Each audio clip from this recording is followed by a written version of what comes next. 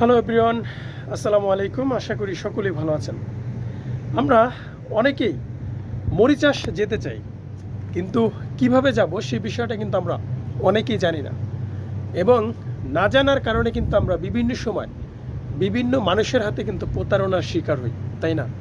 তো আজকের এই ভিডিওতে বাংলাদেশ থেকে মরিচাষে কাজের ভিসায় শৃঙ্খলাভাবে কিভাবে যাবেন তার একটা রোড ম্যাপ আপনাদেরকে করে দেব।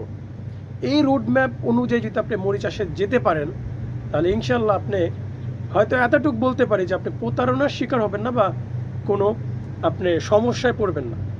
তো ইনশাল্লাহ শুরু করে ভিডিওটি। তো শুরু করার আগে আপনাদের কাছে রিকোয়েস্ট থাকবে, যারা এখন আমার চ্যানেলটি সাবস্ক্রাইব করেনি তারা করে দিবেন মরিচাষের নিত্য নতুন ভিসা এবং কাজ সম্পর্কে আপডেট পেতে। আরেকটা বিষয় হচ্ছে, ভিডিওটি শুরু থেকে শেষ পর্যন্ত না দেখে কেউ বাজে মন্তব্য করবেন না। তো অনেকে আছেন আমার সাথে সরাসরিভাবে কথা বলতে চান, যোগাযোগ করতে চান, তাদের উদ্দেশ্যে বলছি, আমার এই ভিডিও ডিসক্রিপশনে হোয়াটসঅ্যাপ গ্রুপের লিঙ্ক রয়েছে, ফেসবুক পেজের লিঙ্ক রয়েছে। সবাই এখানে গিয়ে সরাসরিভাবে আমার সাথে কথা বলতে পারেন এবং হোয়াটসঅ্যাপ গ্রুপে সবাই জয়েন হতে পারেন।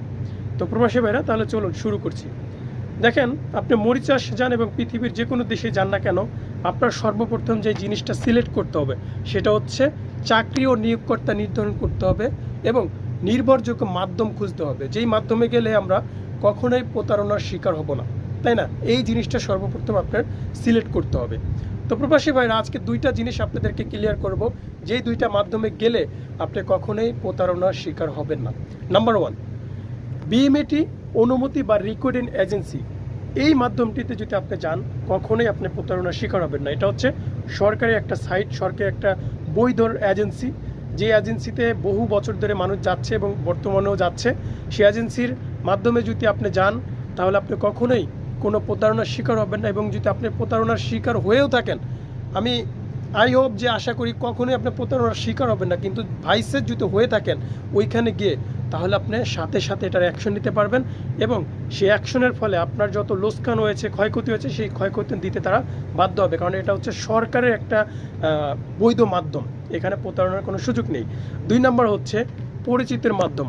আপনারা অনেকেই জানেন যে আপনাদের পাড়া প্রতিবেশীতে এখন বর্তমান সময়ে কেউ না কেউ বিদেশে রয়েছে, প্রবাসী রয়েছে, এবং বিশেষ করে যদি আপনার আশেপাশে কেউ যদি মরিচাষে থাকে বা মরিচাষের ভালো ইনফরমেশন জানে বা মরিচাষে নিয়ে কাজ করে, তাদের মাধ্যমে আপনি যেতে পারেন। এর মাধ্যমে আপনি গেলে প্রতারণার শিকার হবেন না, হওয়ার কোনো সম্ভাবনাই নেই। যদি হয়ে থাকেন তাহলে আপনি তার বিরুদ্ধে অ্যাকশন নিতে পারবেন, কারণ যেহেতু আপনি তাকে চেনেন, আপনি তার ঘর বাড়ি চেনেন, আপনি মানুষটা কেমন সেটাও চেনেন।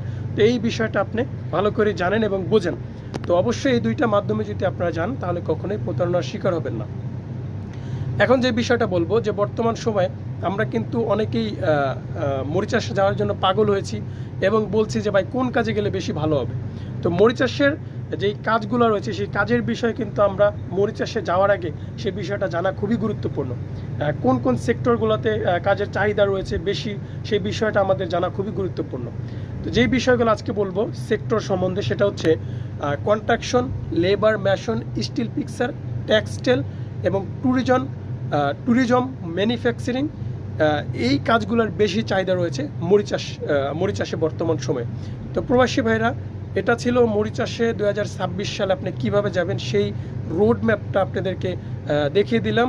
1 নম্বর হচ্ছে আপনার বিএমএটি অনুমতি বা রেকর্ডিং এজেন্সির মাধ্যমে এবং বা পরিচিতের মাধ্যমে আপনি এই দুইটা বিষয় আপনি যেতে পারেন। অনেকে আছেন যে দালাল ধরে যান।